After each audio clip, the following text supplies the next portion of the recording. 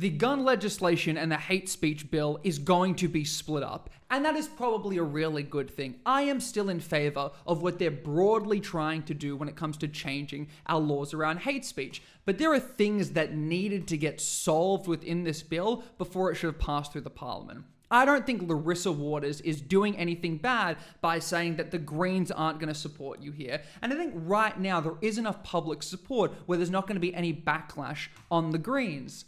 That said, though, it's going to be horrible for Lee. She looks really bad here. She came out saying that we need a strong government response to what was happening in this country. And then when the government does something, Lee goes, ooh, not like that.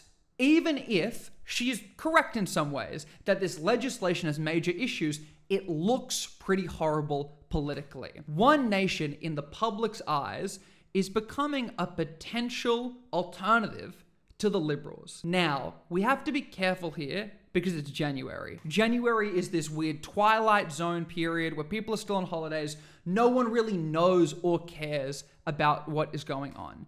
And it is true that One Nation is coming for Nationals and Liberal seats, that Liberals can't outflank One Nation when it comes to being conservative, and they can't really move more to the left because Labor's got a pretty aggressive stronghold there. It is true that One Nation is increasing in the polls, but when we look at polling aggregates, they're a long way from anything particularly meaningful. And when I say meaningful, I don't mean that they're not going to have an impact, but this is a one-horse race with this country red for Labor. But also, we can't really make an accurate assessment when the Liberals are currently a sinking ship with a captain who has no idea what she's doing.